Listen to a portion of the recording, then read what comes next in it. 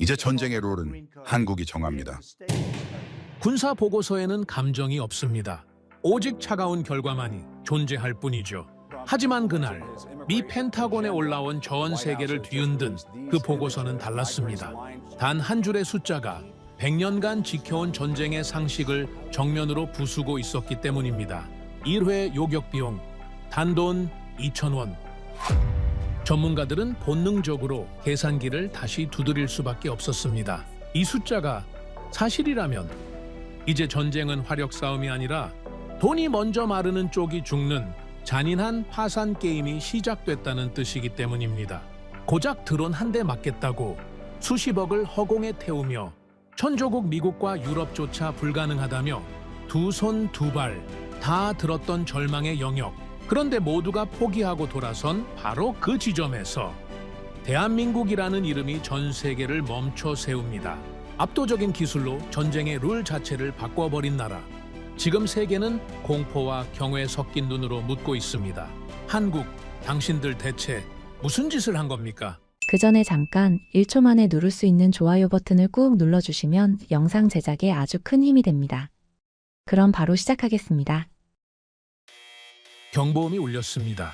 레이더에 뭔가 잡힌다. 북서쪽 5km. 뭐야, 미사일이야? 아닙니다. 소형 비행체. 드론으로 추정됩니다. 몇 대야? 세대 아니 잠깐만요. 5대 아니 계속 늘어나고 있습니다. 사우디아라비아 아람코 석유 시설. 세계 원유 공급의 심장이라 불리던 곳이었습니다. 그날 새벽 그곳은 지옥으로 변했죠. 요격 시스템 가동해. 가동 중입니다. 그런데 표적이 너무 많습니다. 뭐라고? 10대, 20대, 지금 30대 넘었습니다. 말도 안 돼. 그게 다 어디서 온 거야? 방공 담당자의 목소리가 떨리기 시작했습니다. 레이더 화면에는 작은 점들이 벌떼처럼 몰려오고 있었죠. 패트리엇 미사일 발사대가 돌아갔습니다. 한 발, 두 발, 세 발. 하늘에서 폭발이 일어났습니다. 몇 대가 떨어졌죠. 하지만 나머지는 그대로 날아왔습니다. 안 돼! 다 못 막아! 뭘 어떻게 하라고? 미사일이 부족해. 대피해! 모두 대피해! 그리고 첫 번째 폭발이 터졌습니다. 쾅! 정유탑 하나가 불길에 휩싸였습니다. 검은 연기가 하늘로 치솟았죠. 두 번째 폭발, 세 번째 폭발. 연쇄적으로 터져나갔습니다. 시설 전체가 불바다가 됐습니다. 여기 통제실, 응답하라, 통제실. 대답이 없었습니다. 제2구역 대원들, 상황 보고해라. 역시 대답이 없었죠. 예발. 누구 없어. 무정위에서는 지직거리는 잡음만 흘러나왔습니다. 그리고 마지막으로 한마디가 들렸죠. 여긴 끝났어. 저는 그날 그 녹취록을 직접 들었습니다. 미국 국방부 회의실에서요. 녹취록이 끝나고 아무도 말을 하지 않았습니다. 20명 넘는 장성과 분석관들이 모여 있었는데 숨소리조차 들리지 않았죠. 저는 잭 콜드웰입니다. 영국 출신의 방위산업 분석가이고 지난 30년간 세계 각국의 군사 전략과 무기 체계를 연구해왔습니다. 미국 국방부 자문위원으로도 활동했고 나토 회의에서 방공 체계에 대한 보고서를 수십 차례 발표했죠. 이 바닥에서 저를 모르는 사람은 거의 없다고 자부했습니다. 그랬던 제가 그날 회의실에서 느낀 것은 단 하나였습니다. 공포였죠. 녹취록 재생이 끝난 후 미 육군 소속 윌슨 장군이 먼저 입을 열었습니다. 피해 규모가 어떻게 됩니까? 옆에 앉아있던 정보 분석관이 대답했습니다. 정유시설 두 곳이 완전히 파괴됐습니다. 하루 생산량의 절반이 날아간 셈이죠. 피해액은 최소 수조 원으로 추정됩니다. 공격에 쓰인 드론은요? 20대 남짓입니다. 개당 가격은 100만 원에서 200만 원 사이로 추정됩니다. 회의실이 술렁였습니다. 윌슨 장군이 다시 물었죠. 그럼 우리 쪽 요격 비용은요? 패트리엇 미사일 6발을 발사했습니다. 한 발에 약 30억 원이니까 180억 원 정도 쓴 셈이죠. 장군의 얼굴이 굳어졌습니다. 180억을 써서 몇 대를 잡은 겁니까? 네, 대입니다. 네, 대요? 네. 나머지는 요격하지 못했습니다. 회의실에 무거운 침묵이 내려앉았습니다. 저는 속으로 계산을 해봤죠. 드론 4대 격추에 180억 원. 드론 한 대당 45억 원을 쓴 셈입니다. 그런데 그 드론 가격은 100만 원짜리였죠. 4,500배의 비용을 들여서 겨우 막은 겁니다. 그것도 전부 막은 게 아니었습니다. 16대는 그대로 뚫고 들어왔죠. 결과는 여러분이 아시는 대로입니다. 세계 최대 석유 시설이 불탔고 국제 유가가 하루 만에 20% 폭등했습니다. 제 옆에 앉아있던 동료 분석관 토마스가 작은 목소리로 중얼거렸습니다. 이건 전쟁이 아니야. 약탈이지. 저는 고개를 끄덕일 수밖에 없었습니다. 맞는 말이었으니까요. 공격하는 쪽은 몇 천만 원을 썼고 막는 쪽은 수백억 원을 쓰고도 실패했습니다. 이게 어디 정상적인 전쟁입니까? 회의 중간에 공군 소속 해리슨 장군이 손을 들었습니다. 솔직히 묻겠습니다. 현재 우리 방공 체계로 이런 공격을 막을 수 있습니까? 아무도 대답하지 않았습니다. 해리슨 장군이 다시 물었죠. 콜드웰 박사, 당신 의견은 어떻습니까? 모든 시선이 저를 향했습니다. 저는 잠시 뜸을 들이다가 솔직하게 대답했습니다. 현재로서는 어렵습니다. 어렵다니요? 불가능하다는 겁니까? 물량 공세에는 답이 없습니다. 드론이 10대 오면 미사일 10발이 필요하고 100대가 오면 100발이 필요하죠. 그런데 드론 100대 가격은 1억 원입니다. 미사일 100발 가격은 3천억 원이고요. 회의실이 다시 조용해졌습니다. 게다가 재고 문제가 있습니다. 패트리엇 미사일을 무한정 생산할 수 있는 게 아닙니다. 우크라이나 전장을 보십시오. 서방 국가들이 미사일을 지원해주고 있지만 생산 속도가 소모 속도를 따라가지 못하고 있습니다. 해리슨 장군이 이 말을 짚었습니다. 그럼 어떻게 하자는 겁니까? 저는 솔직하게 대답했습니다. 저도 모르겠습니다. 그 회의는 결론 없이 끝났습니다. 다들 무거운 얼굴로 회의실을 나섰죠. 저도 마찬가지였습니다. 복도에서 토마스가 제 옆으로 다가왔습니다. 잭, 솔직히 말해봐요. 답이 있긴 합니까? 저는 한숨을 쉬었습니다. 내가 아는 범위 내에서는 없어요. 그럼 우리가 30년간 뭘 한 겁니까? 이런 상황을 대비 못했다는 거잖아요. 할 말이 없었습니다. 사실이었으니까요. 그 후로도 비슷한 회의가 몇 번 더 있었습니다. 우크라이나 전황기 논의될 때마다 같은 문제가 반복됐죠. 러시아가 이란제 드론을 쏟아부었고 우크라이나는 서방에서 받은 미사일로 막아야 했습니다. 어느 회의에서 한 장교가 보고했습니다. 지난 한 달간 우크라이나가 요격에 사용한 미사일 비용이 2조 원을 넘었습니다. 격추율은요, 약 70%입니다. 그럼 30%는 뚫렸다는 거 아닙니까? 그렇습니다. 그리고 뚫린 30%가 발전소와 변전소를 파괴했습니다.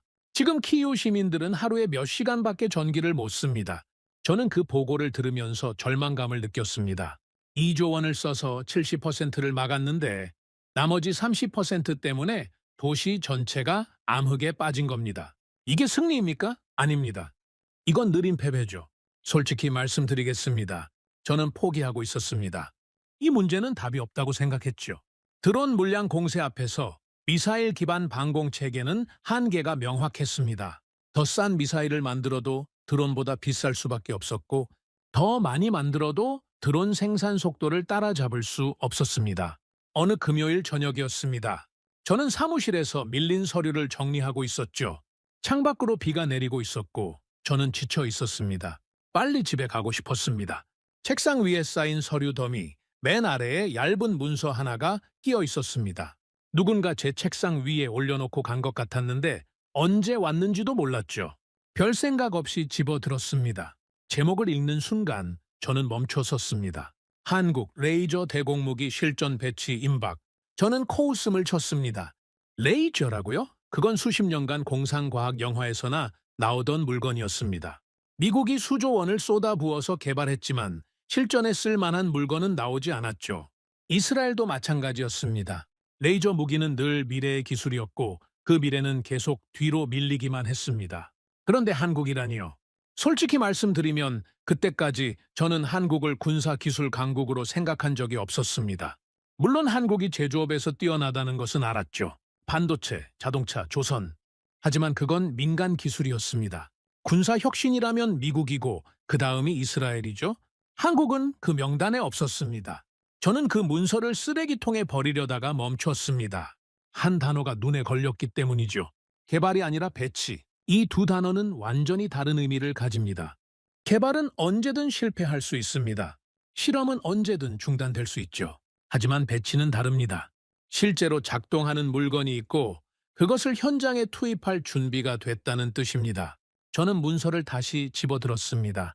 처음부터 천천히 읽어 내려갔죠. 읽으면 읽을수록 이상했습니다. 틀린 부분을 찾으려고 했는데 찾을 수가 없었습니다. 그날 밤 저는 잠을 잘 수가 없었습니다. 머릿속에서 같은 질문이 계속 맴돌았죠. 한국이라고? 미국도 못한 걸 한국이. 말이 안 됐습니다. 그래서 더 알고 싶어졌습니다. 월요일 아침 저는 출근하자마자 토마스를 찾아갔습니다. 토마스, 한국 레이저 무기 관련 자료 있습니까? 토마스가 커피잔을 내려놓으며 이상하다는 표정을 지었습니다. 한국이요? 갑자기 왜요? 금요일에 책상 위에 문서가 하나 있었어요. 누가 놓고 갔는지 모르겠는데 한국이 레이저 대공무기를 실전 배치한다는 내용이었습니다. 토마스가 피식 웃었습니다. 레이저요? 잭, 그거 매년 나오는 소식 아닙니까? 미국도 10년째 개발 중이고 이스라엘도 마찬가지고 레이저 무기는 늘 내년에 완성된다고 하죠. 그리고 그 내년은 절대 안 옵니다. 저도 그렇게 생각했습니다. 사실 레이저 무기의 역사는 실패의 역사였죠. 미국은 1980년대부터 레이저 무기를 개발해왔습니다. 레이건 대통령 시절 스타워즈 계획이라고 들어보셨을 겁니다. 우주에서 레이저로 소련 미사일을 격추하겠다는 야심찬 프로젝트였죠. 결과가 어땠는지 아십니까? 수조 원을 쓰고 아무것도 못 만들었습니다. 그 후로도 미국은 계속 시도했습니다. 보잉 738로 레이저를 탑재한 공중 레이저 시스템이라는 것도 만들었죠. 비행기에서 미사일을 격추한다는 개념이었습니다. 2010년에 실제로 시험 발사에 성공했다고 대대적으로 발표했죠. 그런데 어떻게 됐는지 아십니까? 2년 후에 프로젝트가 취소됐습니다. 비용이 너무 많이 들고 실전에서 쓸 수 없다는 결론이 났기 때문이죠. 이스라엘도 마찬가지였습니다. 아이언빔이라는 레이저 방공 시스템을 개발한다고 몇 년째 떠들고 있었죠. 전시회에 나와서 화려한 시연을 하고 언론에서 대서특필하고 그런데 실전 배치는요 계속 연기되고 있었습니다. 저는 토마스에게 말했습니다. 나도 알아요. 레이저는 늘 쇼였죠. 전시회에서 멋지게 보여주고 투자금 받아내고 그리고 조용히 사라지는 기술이었습니다. 그런데 왜 갑자기 한국 레이저에 관심을 가지는 겁니까? 저는 잠시 망설였습니다. 문서에 이상한 단어가 있었어요. 개발이 아니라 배치라고 돼 있었습니다. 토마스의 표정이 살짝 바뀌었습니다. 배치요? 네, 실전 배치 임박이라고 했습니다. 토마스가 턱을 문질렀습니다. 그건 좀 다른 얘기네요. 보통은 개발 성공이라고 하거나 시험 완료라고 하죠. 배치라는 표현은 잘 안 씁니다. 그래서요? 신경이 쓰여요. 토마스가 고개를 끄덕였습니다. 알겠습니다. 제가 좀 찾아볼게요. 근데 잭, 너무 기대는 하지 마세요. 한국이 뭘 만들었든 미국이나 이스라엘보다 나을 리가 없잖아요? 저도 그렇게 생각했습니다. 그때까지는요? 사무실로 돌아온 저는 직접 자료를 찾아보기 시작했습니다. 한국 레이저 무기, 한국 방공 시스템, 검색 결과가 하나둘 나오기 시작했죠. 처음에는 대수롭지 않게 봤습니다. 한국방위사업청에서 레이저 대공무기를 개발 중이라는 기사들이었죠. 블록 1이라는 이름이 붙어 있었습니다. 소형 드론을 요격하는 용도라고 했습니다. 저는 속으로 코웃음을 쳤습니다. 소형 드론 요격이라고요? 그 정도는 미국도 이미 할 수 있습니다. 문제는 실전에서 쓸 수 있느냐는 거죠. 그런데 기사를 읽어 내려가다가 한 대목에서 멈췄습니다. 2024년 실전 배치 예정. 저는 날짜를 다시 확인했습니다. 2024년이면 이제 1년도 안 남은 시점이었죠. 보통 이런 발표는 5년 후, 10년 후를 얘기합니다. 1년 안에 배치한다는 건 이미 완성 단계라는 뜻이었습니다. 점심시간에 구내 식당에서 마이클을 만났습니다. 마이클은 아시아 지역 담당 분석관이었죠. 마이클, 한국 방산 산업에 대해 좀 물어봐도 되겠습니까? 마이클이 샌드위치를 씹으며 고개를 끄덕였습니다. 뭐가 궁금한데요? 한국이 레이저 무기를 개발하고 있다는데 수준이 어떻습니까? 마이클이 잠시 생각하더니 대답했습니다. 한국 방산이요? 솔직히 말하면 과소평가된 면이 있죠. K2 전차나 K아운 자주포 같은 건 세계 최고 수준입니다. 수출도 잘 되고 있고요. 그건 알아요. 재래식 무기는 잘 만든다는 거. 그런데 첨단 기술은 어떻습니까? 레이저 같은 거요. 마이클이 어깨를 으쓱했습니다. 글쎄요. 그쪽은 잘 모르겠는데. 근데 잭, 왜 갑자기 한국에 관심을 가지는 겁니까? 저는 아까 토마스에게 했던 얘기를 반복했습니다. 문서 얘기, 배치라는 단어 얘기. 마이클이 고개를 갸웃거렸습니다. 배치라. 한국 사람들이 허풍을 떠는 건 아닐 텐데. 그 사람들 성격상 안 되는 걸 된다고 말하지는 않거든요. 무슨 뜻이죠? 한국 방산업체들이랑 몇 번 미팅해본 적이 있는데 그 사람들 특징이 뭔지 아세요? 과장을 안 해요. 오히려 보수적으로 말하죠. 될 것 같아도 안 될 수 있다고 하고 90% 완성돼도 아직 멀었다고 합니다. 그런데요? 근데 그런 사람들이 배치라고 했다면 진짜 배치할 준비가 된 거 아닐까요? 저는 그 말을 듣고 잠시 생각에 빠졌습니다. 마이클의 말이 맞다면 이건 단순한 홍보용 발표가 아닐 수도 있었죠. 오후에 사무실로 돌아온 저는 더 깊이 파고들기 시작했습니다. 한국 레이저 무기의 기술적 사양을 찾아봤죠. 그런데 이상한 점이 눈에 들어왔습니다. 미국과 접근 방식이 완전히 달랐던 겁니다. 미국은 레이저 무기를 만들 때 출력에 집착했습니다. 더 강한 레이저, 더 센 빔. 그래서 무기가 점점 커졌죠. 보잉 747에 탑재한 레이저 시스템은 비행기 전체를 레이저 발사대로 만들어버렸습니다. 거대하고 비싸고 유지보수가 어려웠죠. 그런데 한국은 달랐습니다. 한국이 선택한 건 광섬유 레이저였죠.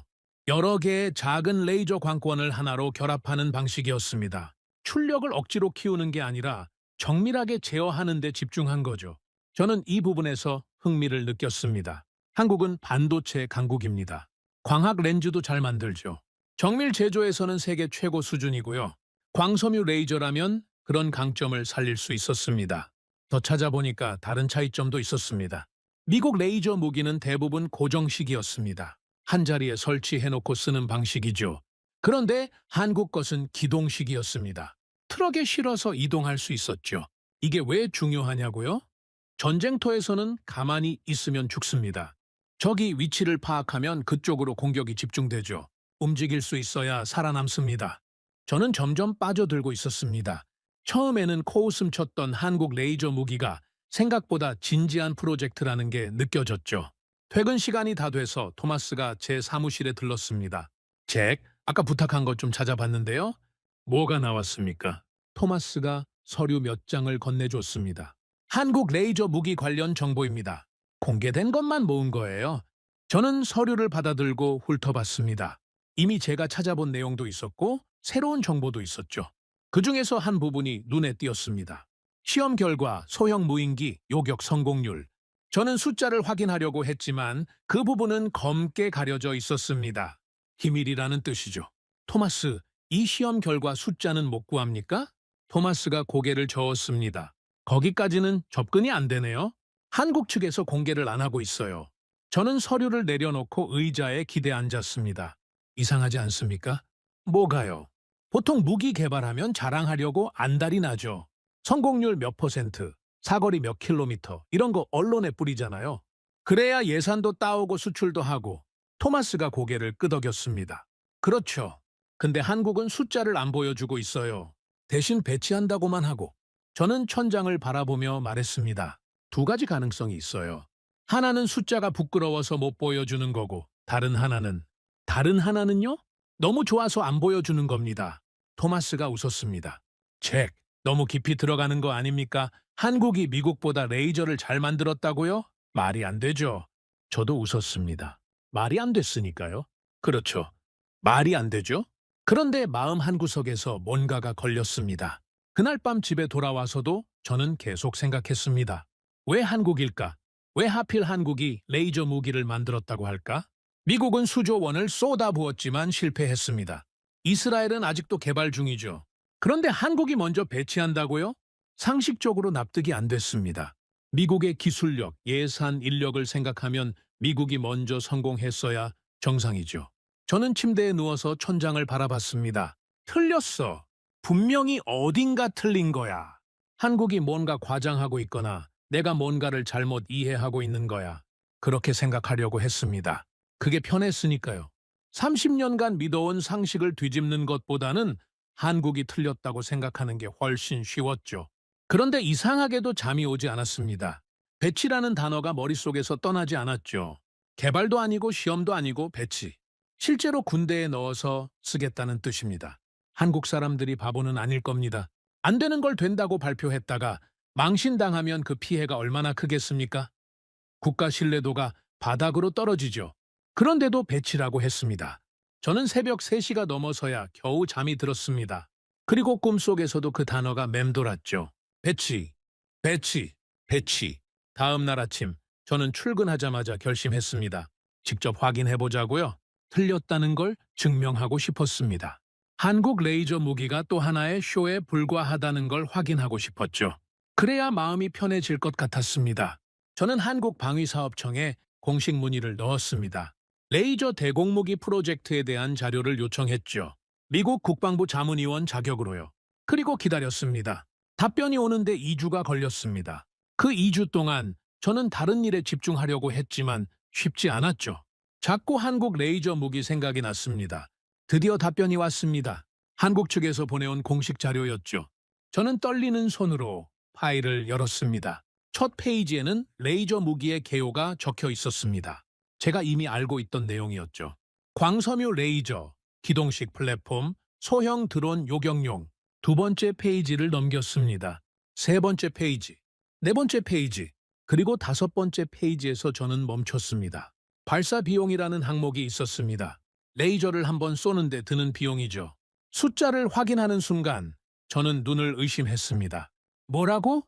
저도 모르게 소리가 나왔습니다. 다시 읽었습니다. 숫자가 바뀌지 않았죠. 저는 계산기를 꺼냈습니다. 그리고 패트리엇 미사일 가격과 비교해봤습니다. 계산 결과를 보는 순간 제 손이 멈췄습니다. 이건 말도 안 돼. 산춘. 저는 그 숫자를 3번 확인했습니다. 4번, 5번. 숫자는 바뀌지 않았죠. 레이저 한 번 발사하는 데 드는 비용이 2,000원이라고요? 패트리엇 미사일 한 발이 30억 원인데 레이저는 6,000원? 저는 계산기를 다시 두드렸습니다. 30억 나누기 2,000 결과는 150만이었죠. 패트리엇 미사일 한 발 가격으로 레이저를 150만 번 쏠 수 있다는 뜻이었습니다. 말이 안 됐습니다. 이건 무기가 아니라 계산 오류 같았죠. 저는 의자에서 일어나 창문 앞으로 걸어갔습니다. 머리를 식힐 필요가 있었죠. 바깥에는 워싱턴의 흐린 하늘이 펼쳐져 있었습니다. 저는 한참을 서서 생각했습니다. 이게 가능한가 진짜로? 숫자만 보면 혁명이었습니다. 하지만 숫자만으로는 부족했죠. 왜 이 숫자가 가능한지를 이해해야 했습니다. 그래야 믿을 수 있으니까요. 저는 다시 책상으로 돌아와 자료를 처음부터 읽기 시작했습니다. 이번에는 기술적인 부분을 집중적으로 파고들었죠. 오후에 토마스가 제 사무실에 들렀습니다. 잭 점심 안 먹어요? 벌써 2시인데. 저는 모니터에서 눈을 떼지 않고 대답했습니다. 나중에 먹을게요. 지금 좀 바빠서. 토마스가 제 어깨 너머로 화면을 들여다봤습니다. 뭘 그렇게 열심히 보는 거예요? 아직도 한국 레이저요? 네, 잭, 집착하는 거 아닙니까? 저는 그제야 토마스를 돌아봤습니다. 토마스, 이것 좀 보세요. 저는 화면에 띄워놓은 자료를 가리켰습니다. 미국 레이저 무기 개발 역사를 정리한 문서였죠. 미국이 레이저 무기를 처음 개발하기 시작한 게 언제인지 아십니까? 글쎄요, 80년대? 1960년대입니다. 60년이 넘었어요. 토마스가 의자를 끌어당겨 앉았습니다. 그래서요? 60년 동안 수조 원을 쏟아부었습니다. 결과가 뭔지 아세요? 실전 배치된 건 없죠. 맞습니다. 왜 그런지 아세요? 토마스가 어깨를 으쓱했습니다. 기술이 어려우니까요? 저는 고개를 저었습니다. 기술이 어려운 게 아니에요. 접근 방식이 틀렸던 겁니다. 저는 화면을 스크롤하며 설명하기 시작했습니다. 미국은 레이저 무기를 만들 때 한 가지에 집착했어요. 출력입니다. 더 강한 레이저, 더 센 빔. 적의 미사일을 한 방에 녹여버릴 수 있는 괴물 같은 무기를 원했죠. 그게 당연한 거 아닙니까? 무기는 강해야죠. 그렇게 생각하기 쉽죠. 그런데 문제가 뭔지 아세요? 출력을 높이려면 에너지가 많이 필요합니다. 에너지가 많이 필요하면 발전기가 커져요. 발전기가 커지면 냉각 장치도 커집니다. 냉각 장치가 커지면 전체 시스템이 거대해지죠. 저는 한 장의 사진을 띄웠습니다. 보잉 747 비행기 내부 사진이었죠. 이게 미국이 만든 공중 레이저 시스템입니다. 보잉 747 전보 제트기 전체를 레이저 발사대로 개조했어요. 비행기 안에 거대한 화학 레이저 장치를 집어넣은 겁니다. 토마스가 사진을 보며 혀를 찼습니다. 이건 뭐 비행기가 아니라 공장이네요. 맞습니다. 그리고 이게 얼마짜리인지 아세요? 얼마인데요? 개발비만 50억 달러입니다. 우리 돈으로 6조 원이 넘죠. 그리고 이게 실전에 쓰였습니까? 아니요. 왜요? 글쎄요, 왜죠? 저는 한숨을 쉬었습니다. 너무 크고, 너무 비싸고, 너무 유지하기 어려웠기 때문입니다. 비행기 한 대를 띄우는 데만 수십억이 들어요. 연료비, 정비비, 인건비. 그리고 이 비행기가 전장에서 격추당하면요. 6조 원이 하늘에서 떨어지는 겁니다. 토마스가 고개를 끄덕였습니다. 그래서 취소된 거군요. 네. 2012년에 프로젝트가 완전히 폐기됐습니다. 미국은 힘으로 밀어붙이려다가 실패한 거예요. 저는 화면을 바꿨습니다. 이번에는 지상 기반 레이저 시스템 사진이었죠. 그 다음에 미국이 시도한 건 지상 기반 시스템입니다. 비행기가 안 되니까 땅에 설치하자는 거였죠. 그런데 이것도 같은 문제가 있었어요. 출력 집착. 맞습니다. 100kW, 300kW, 더 강하게, 더 세게. 그러다 보니까 시스템이 건물 크기가 됐어요. 한 자리에 고정시켜 놓고 쓰는 수밖에 없었죠. 움직일 수 없으면 문제가 되나요? 저는 토마스를 쳐다봤습니다. 전쟁터에서 가만히 있으면 어떻게 됩니까? 토마스가 잠시 생각하다가 대답했습니다. 표적이 되겠죠. 맞습니다. 적이 위치를 파악하면 그쪽으로 공격이 집중됩니다. 미사일이 날아오고 드론이 몰려오죠. 움직일 수 없는 무기는 결국 파괴당합니다. 저는 의자에 기대 앉으며 말했습니다. 미국은 60년 동안 같은 실수를 반복했어요. 더 크게, 더 강하게. 그게 답이라고 믿었죠. 그런데 그건 답이 아니었습니다. 토마스가 물었습니다. 그럼 한국은 뭐가 다른 건데요? 저는 피식 웃었습니다. 그게 흥미로운 부분입니다. 저는 한국 자료를 화면에 띄웠습니다. 한국은 처음부터 다른 질문을 던졌어요. 미국은 어떻게 하면 더 강한 레이저를 만들까를 고민했죠. 그런데 한국은 어떻게 하면 쓸 수 있는 레이저를 만들까를 고민한 겁니다. 쓸 수 있는 레이저요? 네? 실험실에서만 작동하는 게 아니라 진짜 전쟁터에서 쓸 수 있는 무기요. 그러려면 뭐가 필요하겠습니까? 토마스가 생각에 잠겼습니다. 작아야겠죠. 움직일 수 있어야 하고. 맞습니다. 그리고요, 싸야겠죠. 비싸면 많이 못 만드니까. 정확합니다. 한국은 그 두 가지에 집중했어요. 작고 싸고 움직일 수 있는 레이저. 저는 기술 문서를 띄웠습니다. 한국이 선택한 건 광섬유 레이저입니다. 들어보셨어요? 토마스가 고개를 저었습니다. 처음 듣는데요. 간단히 설명하면 이래요. 미국은 하나의 거대한 레이저 광원을 만들려고 했습니다. 출력을 높이려면 광원 자체가 커질 수밖에 없었죠. 그런데 한국은 다른 방식을 택했어요. 저는 손으로 모양을 만들며 설명했습니다. 작은 레이저 광원 여러 개를 만들어요. 그리고 그걸 하나로 결합하는 겁니다. 광섬유를 통해서요. 마치 실을 여러 가닥 꼬아서 밧줄을 만드는 것처럼요. 그게 가능해요? 가능합니다. 광섬유 기술이 발달하면서 가능해졌죠. 각각의 작은 레이저는 약하지만 여러 개를 정밀하게 결합하면 강한 레이저가 됩니다. 토마스가 고개를 갸웃거렸습니다. 그런데 그게 뭐가 좋은 건데요? 결국 출력은 비슷한 거 아닙니까? 아니요. 완전히 다릅니다. 저는 자리에서 일어나 화이트보드로 걸어갔습니다. 마커를 집어들고 그림을 그리기 시작했죠. 미국 방식은 이래요. 거대한 발정이, 거대한 냉각 장치, 거대한 레이저 광원, 이 모든 게 한 덩어리로 연결돼 있습니다. 하나가 고장나면 전체가 멈춰요. 저는 옆에 다른 그림을 그렸습니다. 한국 방식은 달라요. 작은 모듈 여러 개가 조합된 구조입니다. 하나가 고장나도 나머지가 작동해요. 수리도 쉽죠. 고장난 모듈만 빼고 새 걸 끼우면 됩니다. 토마스의 눈이 커졌습니다. 그러니까 레고 블록 같은 거네요? 비유가 적절합니다. 레고 블록처럼 조립하고 분해할 수 있어요. 그리고 가장 중요한 건 저는 마커로 동그라미를 그렸습니다. 크기가 작아집니다. 모듈화된 시스템은 공간을 적게 차지해요. 그래서 트럭 한 대에 실을 수 있게 된 겁니다. 트럭 한 대요? 네. 한국 레이저 무기는 일반 군용 트럭에 실립니다. 컨테이너 하나 크기예요. 어디든 이동할 수 있고 빠르게 배치할 수 있죠. 토마스가 감탄하며 말했습니다. 그건 확실히 다르네요. 미국 건 비행기에도 못 실었는데 한국 건 트럭에 실린다고요? 맞습니다. 그게 첫 번째 차이점이에요. 저는 다시 책상으로 돌아와 앉았습니다. 두 번째 차이점은 더 중요합니다. 한국이 왜 이걸 만들 수 있었느냐는 거예요. 왜요?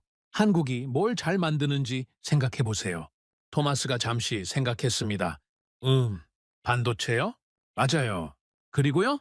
자동차? 배? 더 작은 거요. 스마트폰? 그것도 맞아요. 스마트폰에 뭐가 들어갑니까? 토마스가 손가락을 꼽았습니다. 칩, 센서, 카메라, 렌즈. 바로 그겁니다. 저는 모니터를 가리켰습니다. 광섬유 레이저를 만들려면 세 가지가 필요해요. 첫째, 고성능 반도체. 레이저 광원을 제어하는 칩이 필요하죠. 둘째, 정밀 광학 렌즈. 레이저 빔을 모으고 조준하는 데 필요합니다. 셋째, 정밀 제조 기술. 마이크로미터 단위로 부품을 조립할 수 있어야 해요. 토마스의 표정이 바뀌었습니다. 그거 전부 한국이 잘하는 거잖아요? 바로 그겁니다. 저는 고개를 끄덕였습니다. 한국은 반도체 세계 1위입니다. 스마트폰 카메라 렌즈도 세계 최고 수준이죠. 정밀 제조라면 일본과 함께 양대 산맥이고요. 한국에게 광섬유 레이저는 완전히 새로운 기술이 아니었어요. 기존에 잘하던 걸 조합한 거군요. 정확합니다. 미국은 군사 기술로만 접근했어요. 군수업체들이 독자적으로 개발하려고 했죠. 그런데 한국은 민간 기술을 군사 기술에 접목시킨 겁니다. 반도체 기술, 광학 기술, 정밀 제조 기술, 이미 세계 최고 수준인 것들을 가져다 쓴 거예요. 토마스가 한숨을 쉬었습니다. 그러니까 미국은 처음부터 다 새로 만들려고 했고 한국은 있는 걸 잘 조합한 거네요. 그렇습니다. 그리고 그 차이가 60년과 10년의 차이를 만들었어요. 10년이요? 한국이 레이저 무기 개발을 본격적으로 시작한 게 2010년대 중반입니다. 10년도 안 돼서 실전 배치 단계까지 온 거예요. 토마스가 고개를 절레절레 흔들었습니다. 믿기 어렵네요. 미국이 60년간 실패한 걸 한국이 10년 만에 해냈다고요. 저는 웃었습니다. 저도 처음엔 안 믿었어요. 그런데 기술적으로 따져보면 말이 됩니다. 한국은 똑똑하게 접근한 거예요. 힘으로 밀어붙이는 대신 정밀함으로 승부한 겁니다. 저는 창밖을 바라보며 말했습니다. 미국은 더 크게 만들었습니다. 한국은 더 정확하게 만들었죠. 그 차이가 결과를 갈랐어요. 토마스가 일어서며 말했습니다. 잭, 솔직히 말해봐요. 이거 진짜인 것 같아요? 저는 잠시 생각했습니다. 그리고 대답했죠. 기술적으로는 가능해요. 한국이 가진 역량을 생각하면 충분히 가능합니다. 그런데요, 아직 한 가지가 남았어요. 가장 중요한 거요. 뭔데요? 저는 모니터를 가리켰습니다. 아까 봤던 그 숫자가 여전히 화면에 떠 있었죠. 이게 진짜인지 확인해야 합니다. 발사 비용 2,000원. 이 숫자가 사실이라면 저는 말을 멈추고 심호흡을 했습니다. 이건 무기가 아닙니다. 전쟁의 규칙을 바꾸는 시스템이에요. 토마스가 문 앞에서 멈춰 섰습니다. 그 숫자가 진짜인지 어떻게 확인할 건데요? 저는 의자를 돌려 토마스를 바라봤습니다. 직접 물어봐야죠.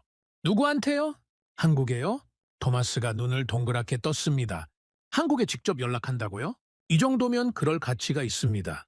만약 이 숫자가 사실이라면 지금 우리가 알고 있는 전쟁의 모든 계산이 틀어지는 거예요. 저는 다시 모니터를 바라봤습니다. 2,000원이라는 숫자가 눈에 박혔죠. 패트리엇 한 발이면 레이저 150만 발. 드론이 100만 대가 와도 막을 수 있다는 뜻입니다. 탄약 걱정 없이요. 토마스가 조용히 물었습니다. 그게 사실이면 어떻게 되는 건데요? 저는 천천히 대답했습니다. 드론 물량 공세가 의미를 잃습니다. 숫자로 밀어붙이는 전략이 무력화돼요. 공격하는 쪽이 아무리 드론을 쏟아부어도 방어하는 쪽은 끄떡없는 거죠. 잠시 침묵이 흘렀습니다. 그리고 저는 덧붙였죠. 지금까지 전쟁은 돈 많은 쪽이 이기는 게임이었습니다. 그런데 이게 사실이라면 앞으로는 달라집니다. 오래 버티는 쪽이 이기는 게임으로 바뀌는 거예요. 토마스가 나간 후 저는 한참 동안 자리에 앉아 있었습니다. 머릿속에서 계속 같은 생각이 맴돌았죠. 이게 진짜라면 모든 게 바뀝니다. 그리고 가장 중요한 질문이 남았습니다. 얼마냐? 2,000원이 정말 사실이냐는 거죠? 저는 이메일 창을 열었습니다. 한국 담당자에게 보낼 메일을 쓰기 시작했죠. 제목은 간단했습니다. 레이저 대공무기 발사 비용 관련 지뢰. 2,000원? 저는 그 숫자를 3번 확인했습니다. 4번, 5번. 숫자는 바뀌지 않았죠. 레이저 한 번 발사하는 데 드는 비용이 2,000원이라고요? 패트리엇 미사일 한 발이 30억 원인데 레이저는 2,000원? 저는 계산기를 다시 두드렸습니다. 30억 나누기 2,000, 결과는 150만이었죠. 패트리엇 미사일 한 발 가격으로 레이저를 150만 번 쏠 수 있다는 뜻이었습니다. 말이 안 됐습니다. 이건 무기가 아니라 계산 오류 같았죠? 저는 의자에서 일어나 창문 앞으로 걸어갔습니다. 머리를 식힐 필요가 있었죠. 바깥에는 워싱턴의 흐린 하늘이 펼쳐져 있었습니다. 저는 한참을 서서 생각했습니다. 이게 가능한가? 진짜로? 숫자만 보면 혁명이었습니다. 하지만 숫자만으로는 부족했죠. 왜 이 숫자가 가능한지를 이해해야 했습니다. 그래야 믿을 수 있으니까요. 저는 다시 책상으로 돌아와 자료를 처음부터 읽기 시작했습니다. 이번에는 기술적인 부분을 집중적으로 파고들었죠. 오후에 토마스가 제 사무실에 들렀습니다. 잭, 점심 안 먹어요? 벌써 2시인데. 저는 모니터에서 눈을 떼지 않고 대답했습니다. 나중에 먹을게요. 지금 좀 바빠서. 토마스가 제 어깨 너머로 화면을 들여다봤습니다. 뭘 그렇게 열심히 보는 거예요? 아직도 한국 레이저요? 네. 잭, 집착하는 거 아닙니까? 저는 그제야 토마스를 돌아봤습니다. 토마스, 이것 좀 보세요. 저는 화면에 띄워놓은 자료를 가리켰습니다. 미국 레이저 무기 개발 역사를 정리한 문서였죠. 미국이 레이저 무기를 처음 개발하기 시작한 게 언제인지 아십니까? 글쎄요, 80년대? 1960년대입니다. 60년이 넘었어요. 토마스가 의자를 끌어당겨 앉았습니다. 그래서요, 60년 동안 수조 원을 쏟아부었습니다. 결과가 뭔지 아세요? 실전 배치된 건 없죠. 맞습니다. 왜 그런지 아세요? 토마스가 어깨를 으쓱했습니다. 기술이 어려우니까요? 저는 고개를 저었습니다. 기술이 어려운 게 아니에요. 접근 방식이 틀렸던 겁니다. 저는 화면을 스크롤하며 설명하기 시작했습니다.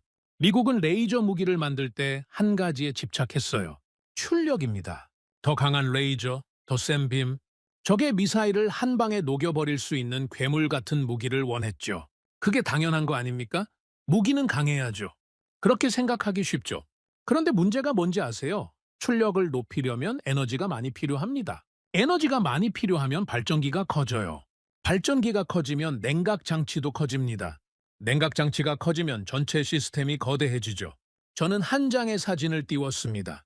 보잉 747 비행기 내부 사진이었죠. 이게 미국이 만든 공중 레이저 시스템입니다. 보잉 747 전보제트기 전체를 레이저 발사대로 개조했어요.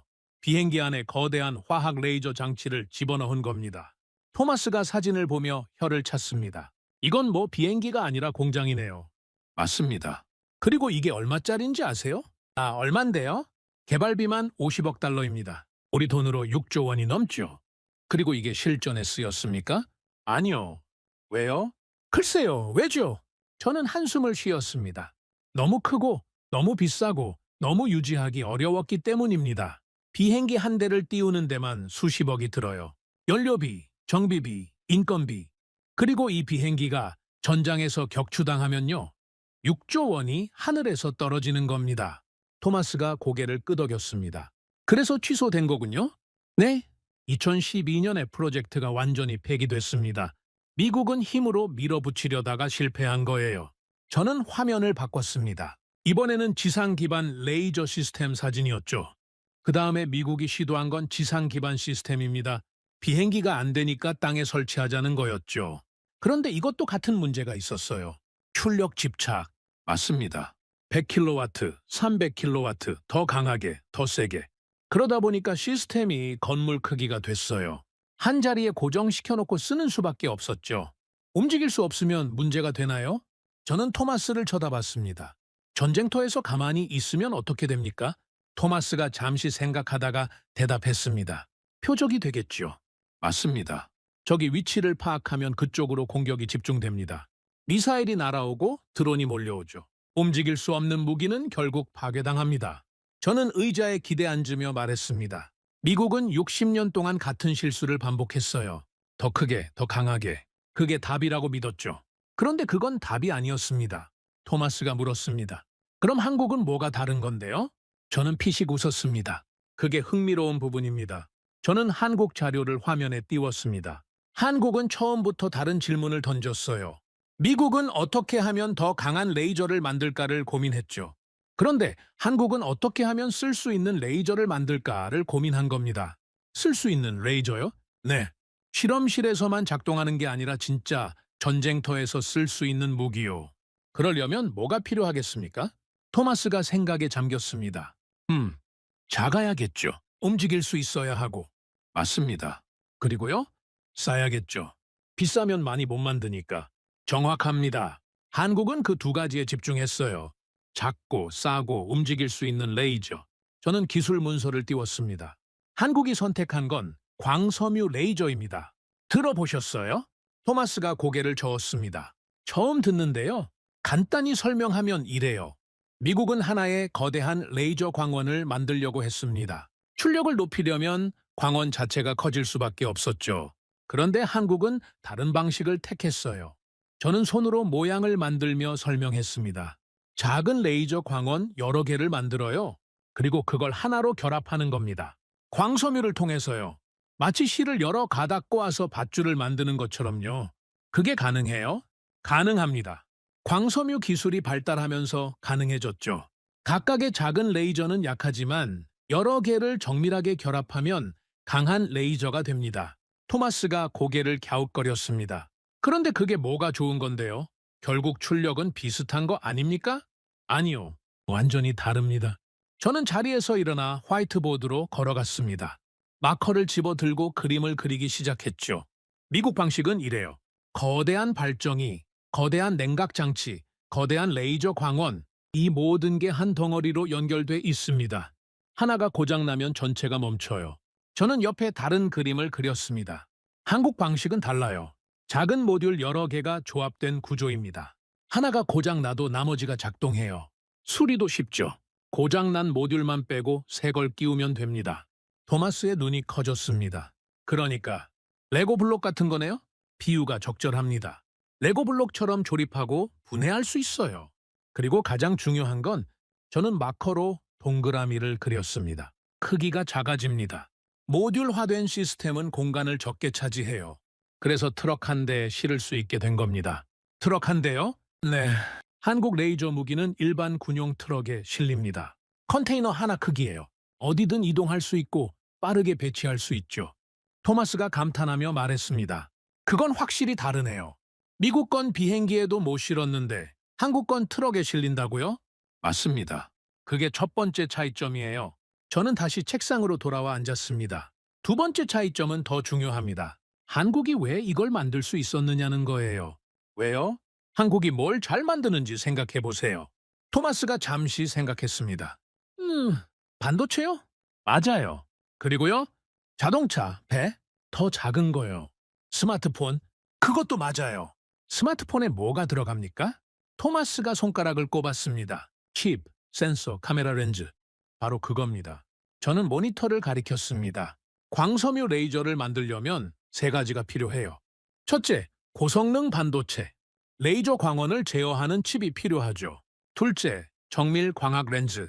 레이저 빔을 모으고 조준하는 데 필요합니다. 셋째, 정밀 제조 기술. 마이크로미터 단위로 부품을 조립할 수 있어야 해요. 토마스의 표정이 바뀌었습니다. 그거 전부 한국이 잘하는 거잖아요? 바로 그겁니다.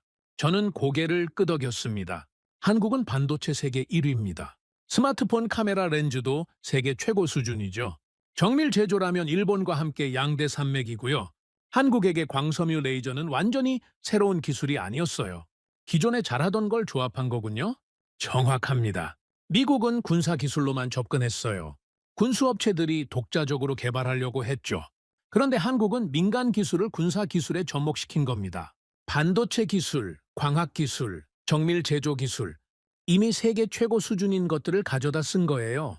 토마스가 한숨을 쉬었습니다. 그러니까 미국은 처음부터 다 새로 만들려고 했고 한국은 있는 걸 잘 조합한 거네요. 그렇습니다. 그리고 그 차이가 60년과 10년의 차이를 만들었어요. 10년이요? 한국이 레이저 무기 개발을 본격적으로 시작한 게 2010년대 중반입니다. 10년도 안 돼서 실전 배치 단계까지 온 거예요. 토마스가 고개를 절레절레 흔들었습니다. 믿기 어렵네요. 미국이 60년간 실패한 걸 한국이 10년 만에 해냈다고요? 저는 웃었습니다. 저도 처음엔 안 믿었어요. 그런데 기술적으로 따져보면 말이 됩니다. 한국은 똑똑하게 접근한 거예요. 힘으로 밀어붙이는 대신 정밀함으로 승부한 겁니다. 저는 창밖을 바라보며 말했습니다. 미국은 더 크게 만들었습니다. 한국은 더 정확하게 만들었죠. 그 차이가 결과를 갈랐어요. 토마스가 일어서며 말했습니다. 잭, 솔직히 말해봐요. 이거 진짜인 것 같아요? 저는 잠시 생각했습니다. 그리고 대답했죠. 기술적으로는 가능해요. 한국이 가진 역량을 생각하면 충분히 가능합니다. 그런데요, 아직 한 가지가 남았어요. 가장 중요한 거요. 뭔데요? 저는 모니터를 가리켰습니다. 아까 봤던 그 숫자가 여전히 화면에 떠 있었죠. 이게 진짜인지 확인해야 합니다. 발사비용 2,000원. 이 숫자가 사실이라면 저는 말을 멈추고 심호흡을 했습니다. 이건 무기가 아닙니다. 전쟁의 규칙을 바꾸는 시스템이에요. 토마스가 문 앞에서 멈춰 섰습니다. 그 숫자가 진짜인지 어떻게 확인할 건데요? 저는 의자를 돌려 토마스를 바라봤습니다. 직접 물어봐야죠. 누구한테요? 한국에요. 토마스가 눈을 동그랗게 떴습니다. 한국에 직접 연락한다고요? 이 정도면 그럴 가치가 있습니다. 만약 이 숫자가 사실이라면 지금 우리가 알고 있는 전쟁의 모든 계산이 틀어지는 거예요. 저는 다시 모니터를 바라봤습니다. 2,000원이라는 숫자가 눈에 박혔죠. 패트리엇 한 발이면 레이저 150만 발, 드론이 100만 대가 와도 막을 수 있다는 뜻입니다. 탄약 걱정 없이요. 토마스가 조용히 물었습니다. 그게 사실이면 어떻게 되는 건데요? 저는 천천히 대답했습니다. 드론 물량 공세가 의미를 잃습니다. 숫자로 밀어붙이는 전략이 무력화돼요. 공격하는 쪽이 아무리 드론을 쏟아부어도 방어하는 쪽은 끄떡없는 거죠. 잠시 침묵이 흘렀습니다. 그리고 저는 덧붙였죠. 지금까지 전쟁은 돈 많은 쪽이 이기는 게임이었습니다. 그런데 이게 사실이라면 앞으로는 달라집니다. 오래 버티는 쪽이 이기는 게임으로 바뀌는 거예요. 토마스가 나간 후 저는 한참 동안 자리에 앉아 있었습니다. 머릿속에서 계속 같은 생각이 맴돌았죠. 이게 진짜라면 모든 게 바뀝니다. 그리고 가장 중요한 질문이 남았습니다. 얼마냐? 2,000원이 정말 사실이냐는 거죠. 저는 이메일 창을 열었습니다. 한국 담당자에게 보낼 메일을 쓰기 시작했죠. 제목은 간단했습니다. 레이저 대공무기 발사 비용 관련 지뢰. 보고서를 쓰기 시작한 지 사흘째였습니다. 저는 한국 레이저 무기에 대한 자료를 파고들수록 더 깊은 충격에 빠져들었습니다. 처음에는 발사 비용 2,000원이라는 숫자가 가장 충격적이었죠. 하지만 자료를 분석하면 할수록 그건 시작에 불과하다는 걸 깨달았습니다. 그날 오후 저는 토마스와 마이크를 회의실로 불렀습니다. 브리핑을 하고 싶었거든요. 제 머릿속에 있는 생각들을 정리하려면 말로 꺼내봐야 했습니다. 둘 다 앉으세요. 좀 길어질 겁니다. 토마스와 마이클이 자리에 앉았습니다. 저는 화이트보드 앞에 섰죠. 여러분, 전쟁에서 가장 중요한 게 뭡니까? 마이클이 먼저 대답했습니다. 화력 아닙니까? 강한 무기로 적을 제압하는 거죠. 토마스가 고개를 저었습니다. 저는 정보라고 생각해요. 적의 위치를 알아야 공격할 수 있으니까. 저는 둘 다 틀렸다는 듯이 웃었습니다. 둘 다 중요하죠. 하지만 가장 중요한 건 따로 있습니다. 저는 화이트보드에 큰 글씨로 썼습니다. 지속성? 마이클이 고개를 갸웃거렸습니다. 지속성이요? 네. 전쟁은 순간의 승부가 아닙니다. 오래 버티는 쪽이 이기는 겁니다. 아무리 강한 무기가 있어도 탄약이 떨어지면 끝이에요.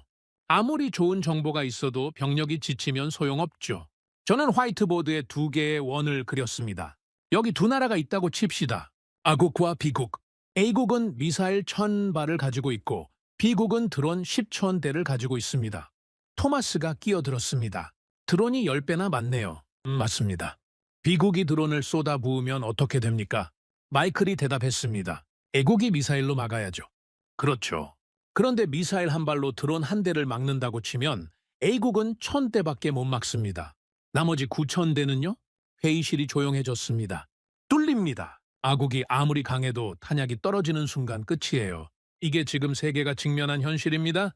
저는 화이트보드에 A국 1에 X 표시를 했습니다. 우크라이나가 그렇습니다. 서방에서 미사일을 지원받고 있지만 러시아 드론 물량을 감당하기 어렵죠. 막을수록 탄약이 줄어들고 탄약이 줄어들수록 불안해집니다. 토마스가 한숨을 쉬었습니다. 그건 알고 있어요. 그래서 답이 없다고 했잖아요. 그랬죠. 저도 그렇게 생각했습니다. 며칠 전까지는요. 저는 화이트보드에 새로운 원을 그렸습니다. 그리고 그 안에 한국이라고 썼죠. 한국 레이저 무기가 왜 혁명적인지 아십니까? 2,000원이라서? 아닙니다. 그건 결과일 뿐이에요. 저는 레이저 원 옆에 화살표를 그렸습니다. 진짜 중요한 건 이겁니다. 탄약이 없다는 거예요. 마이클이 눈을 크게 떴습니다. 탄약이 없다고요? 네? 레이저 무기는 전기로 작동합니다. 미사일처럼 발사체가 없어요. 화약도 없고 추진체도 없습니다. 쏘고 나면 사라지는 물리적인 탄약이 존재하지 않는 겁니다. 토마스가 천천히 고개를 끄덕였습니다. 그러니까 재고가 떨어질 일이 없다는 거죠? 정확합니다. 저는 화이트보드에 크게 썼습니다. 무한 단창, 발정이만 돌아가면 끝입니다. 전기가 공급되는 한 계속 쏠 수 있어요. 10번이든 100번이든 1000번이든. 탄약 걱정을 안 하는 방공 시스템이라니 이게 얼마나 미친 소리인지 아십니까? 마이클이 자리에서 몸을 앞으로 숙였습니다. 잠깐만요. 그러면 아까 그 시나리오에서 비국이 드론 10,000대를 보내도 막을 수 있습니다. 10만 대는요? 막을 수 있습니다. 100만 대는요? 저는 피식 웃었습니다. 이론적으로는 막을 수 있습니다. 물론 레이저 장비 숫자나 발사 속도에 따라 한계는 있겠지만 비용 측면에서는 아무 문제가 없어요. 100만 대를 막아도 전기요금 20억 원이면 됩니다. 토마스가 계산기를 두드렸습니다. 100만 대 곱하기 2,000원. 진짜 20억이네요. 그렇습니다. 패트리어스로 100만 대를 막으려면 얼마가 필요한지 아십니까? 마이클이 대답했습니다. 3천조 원이요? 맞습니다. 3천조 원과 20억 원의 차이입니다. 이게 무슨 의미인지 아시겠습니까? 회의실이 조용해졌습니다. 모두가 그 숫자의 의미를 곱씹고 있었죠. 저는 의자에 앉으며 말을 이었습니다. 지금까지 전쟁은 물량 싸움이었습니다. 더 많은 드론, 더 많은 미사일, 더 많은 병력, 숫자로 밀어붙이면 이기는 구조였죠. 그래서 큰 나라가 유리했고 부자 나라가 유리했습니다. 그렇죠. 그런데 레이저가 등장하면 이 공식이 깨집니다. 숫자가 의미를 잃는 거예요. 상대가 드론 100만 대를 보내든 1000만 대를 보내든 전기요금만 감당하면 다 막을 수 있습니다. 토마스가 천천히 말했습니다. 그러면 물량 공세 전략 자체가 무력화되는 거네요? 바로 그겁니다. 저는 화이트보드에 무한 탄창 글씨를 손가락으로 가리켰습니다. 이게 왜 중요한지 아십니까? 지금까지 방어는 항상 불리했습니다. 공격하는 쪽은 싸게 치고 방어하는 쪽은 비싸게 막아야 했죠. 그래서 공격이 최선의 방어라는 말이 나온 겁니다. 마이클이 고개를 끄덕였습니다. 맞아요. 막는 것보다 먼저 치는 게 효율적이니까. 그런데 레이저가 있으면 달라집니다. 방어 비용이 거의 공짜가 되면 공격하는 쪽이 손해를 보는 거예요. 드론 만들 돈, 운반할 돈, 조종할 인력 다 쏟아부어서 공격했는데 상대는 전기요금만 내고 다 막아버리면요? 토마스가 웃었습니다. 공격하는 쪽이 파산하겠네요. 바로 그겁니다. 공격과 방어의 경제학이 뒤집히는 거예요. 저는 자리에서 일어나 창문 앞으로 걸어갔습니다. 하지만 그것만이 아닙니다. 레이저에는 또 다른 장점이 있어요. 뭔데요? 빛의 속도입니다. 마이클이 고개를 갸웃거렸습니다. 빛의 속도요? 저는 돌아서서 두 사람을 바라봤습니다.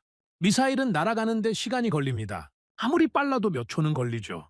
그 사이에 적드론이 방향을 바꾸거나 기만 동작을 하면 빗나갈 수 있습니다. 그렇죠. 그런데 레이저는요, 빛입니다. 초당 30만 킬로미터를 날아가요. 조준하는 순간 이미 맞은 겁니다. 토마스가 눈을 동그랗게 떴습니다. 회피가 불가능하다는 거네요. 물리적으로 불가능합니다. 빛보다 빠른 건 없으니까요. 드론이 아무리 날렵하게 움직여도 소용없어요.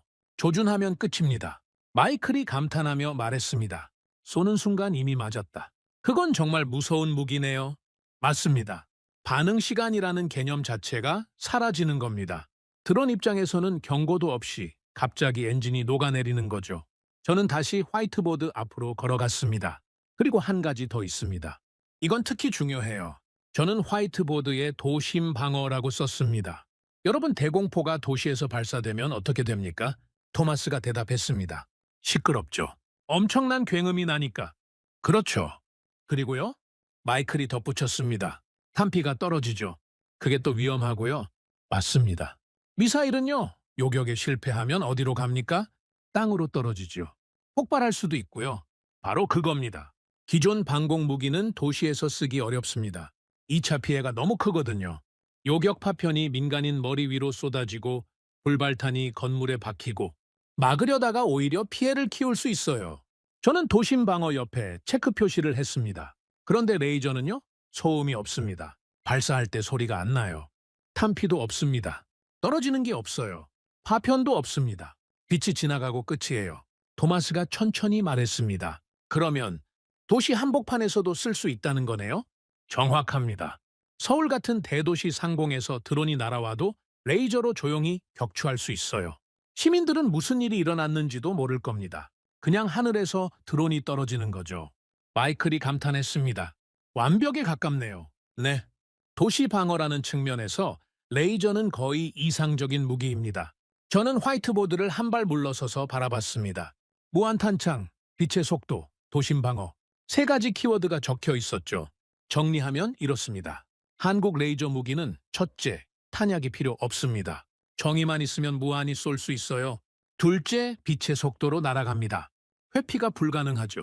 셋째, 부수적 피해가 없습니다. 도시에서도 안전하게 쓸 수 있어요. 토마스가 의자의 등을 기대며 말했습니다. 잭, 솔직히 말해봐요. 이게 다 사실이라면 이건 그냥 무기가 아니잖아요? 맞습니다. 이건 뭐라고 불러야 합니까? 저는 잠시 생각했습니다.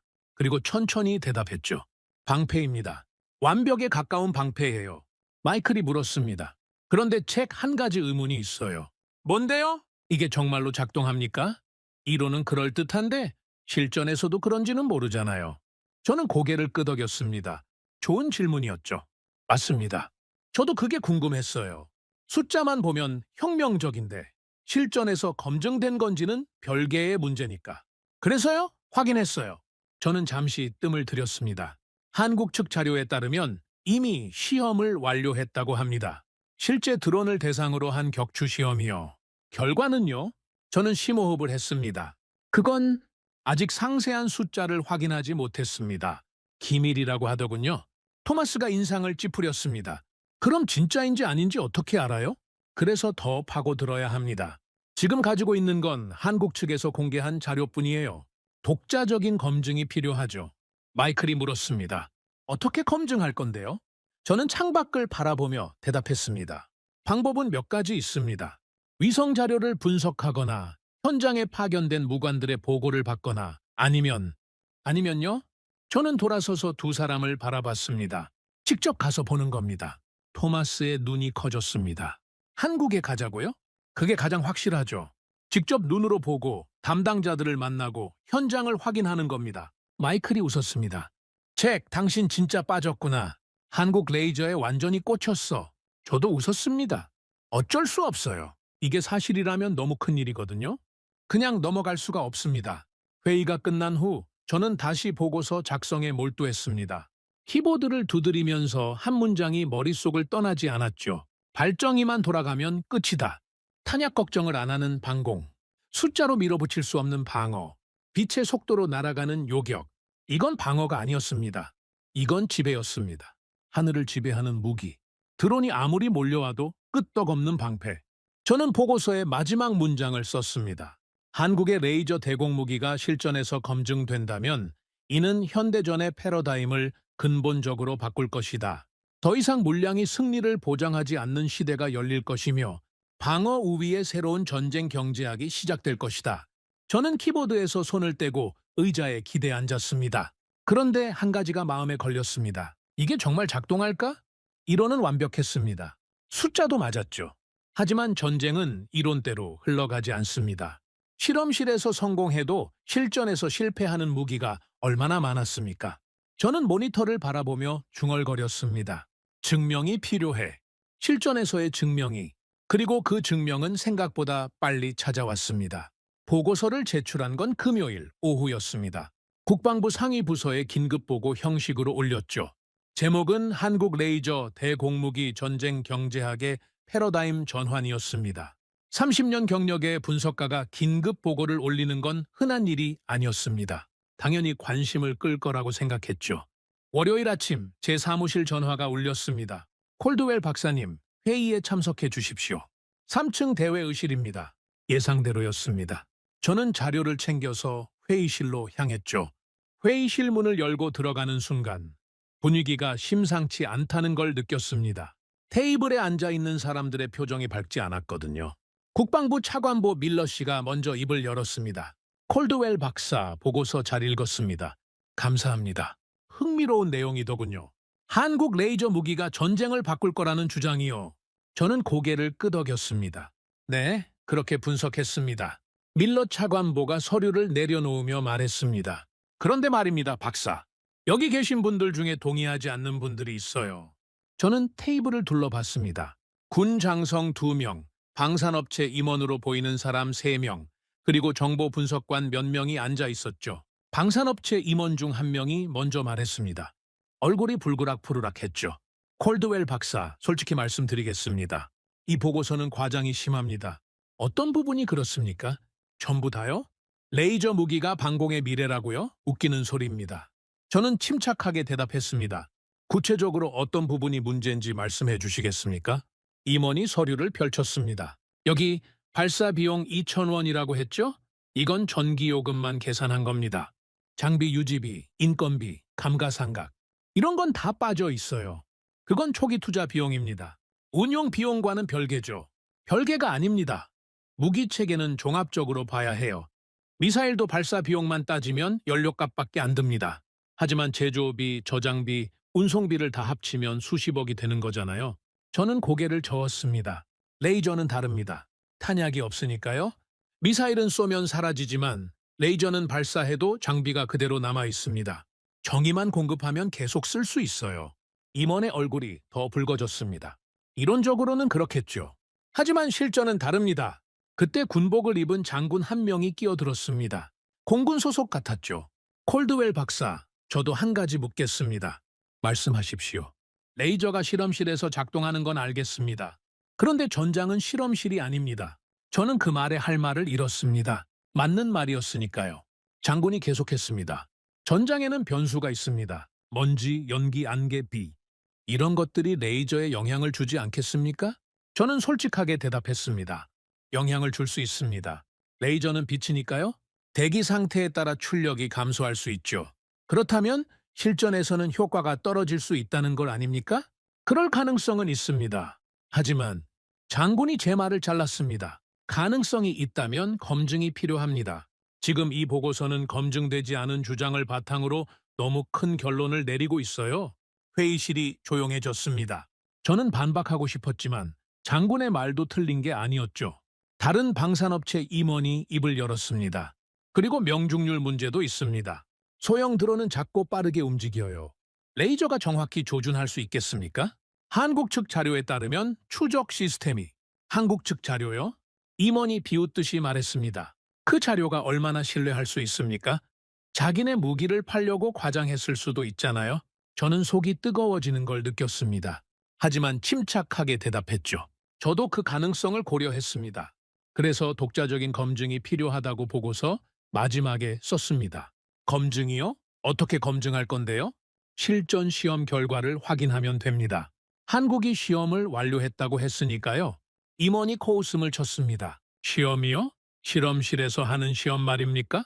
그런 건 다 조작할 수 있어요. 저는 더 이상 참을 수 없었습니다. 조작이라고요? 한국이 왜 조작을 합니까? 무기 팔려고 그러는 거죠. 한국도 방산 수출에 열을 올리고 있잖아요. 과장된 성능으로 바이어들을 끌어들이려는 거 아닙니까? 회의실 분위기가 험악해졌습니다. 밀러 차관보가 손을 들어 제지했죠. 자, 진정들 하십시오. 감정적으로 흐르면 안 됩니다. 저는 심호흡을 했습니다. 흥분하면 안 됐죠. 밀러 차관보가 저를 바라봤습니다. 콜드웰 박사, 솔직히 말씀해 주십시오. 이 보고서의 결론에 얼마나 확신을 가지고 계십니까? 저는 잠시 생각했습니다. 그리고 솔직하게 대답했죠. 기술적 분석에는 확신이 있습니다. 한국의 접근 방식은 논리적이고 숫자도 맞습니다. 하지만요, 실전 검증은 아직입니다. 그건 인정합니다. 밀러 차관보가 고개를 끄덕였습니다. 그게 핵심이죠. 이론은 그럴듯하지만 실전에서 검증되기 전까지는 확신할 수 없습니다. 방산업체 임원이 다시 끼어들었습니다. 그리고 한 가지 더 말씀드리겠습니다. 레이저 무기가 성공한다고 해도 기존 미사일 방공 체계를 대체할 수는 없습니다. 왜 그렇습니까? 레이저는 사거리가 짧습니다. 몇 킬로미터밖에 안 돼요. 패트리엇은 수십 킬로미터밖에 표적도 격추할 수 있죠. 레이저가 아무리 쏴도 사거리가 짧으면 쓸모가 제한됩니다. 저는 고개를 끄덕였습니다. 맞는 말씀입니다. 현재 한국 레이저의 사거리는 제한적입니다. 하지만 그건 블록 1 기준이에요. 향후 블록 2, 블록 3가 개발되면 사거리도 늘어날 겁니다. 향후요? 미래 얘기를 하면 뭐든 가능하죠. 지금 당장 쓸 수 있는 게 뭡니까? 저는 대답하지 못했습니다. 그 말도 틀린 게 아니었으니까요. 회의가 끝난 후 저는 무거운 발걸음으로 사무실로 돌아왔습니다. 토마스가 복도에서 기다리고 있었죠. 잭, 회의 어땠어요? 저는 한숨을 쉬었습니다. 좋지 않았어요. 뭐라고 하던가요? 과장이라고 하더군요. 검증 안 된 주장이라고. 레이저는 실험실용이고 실전에서는 안 통한다고. 토마스가 인상을 찌푸렸습니다. 그 사람들이 뭘 알아요? 자료도 안 보고 그러는 거 아닙니까? 저는 고개를 저었습니다. 아니요, 토마스. 그들의 말도 맞아요. 뭐라고요? 저는 사무실 문을 열고 들어가며 말했습니다. 실전 검증이 없잖아요. 아무리 숫자가 좋아도 실제로 작동하는 걸 보여주지 않으면 아무도 안 믿어요. 저는 의자에 털썩 앉았습니다. 솔직히 말하면 나도 100% 확신하지는 못해요. 토마스가 놀란 표정을 지었습니다. 잭, 당신이 그런 말을 해요? 며칠 전까지 혁명이라고 했잖아요. 그랬죠. 이론적으로는 혁명이에요. 하지만 저는 창밖을 바라봤습니다. 전장은 실험실이 아니에요. 날씨가 변하고 먼지가 날리고 연기가 피어오르고 그런 환경에서도 레이저가 제대로 작동할까? 소형 드론이 미친 듯이 움직여도 정확히 맞출 수 있을까? 토마스가 조용히 물었습니다. 그래서 어떻게 할 건데요? 저는 잠시 생각했습니다. 기다려야죠. 한국이 실전 시험을 한다고 했으니까. 그 결과가 나오면 모든 게 명확해질 거예요. 결과가 좋으면요? 내 보고서가 맞았다는 게 증명되겠죠. 나쁘면요? 저는 씁쓸하게 웃었습니다. 그러면 내가 틀린 거예요. 30년 경력에 먹칠을 하는 거죠. 그날 밤 저는 잠을 이룰 수가 없었습니다. 침대에 누워서 천장을 바라보며 계속 같은 생각을 했죠. 만약 실패하면?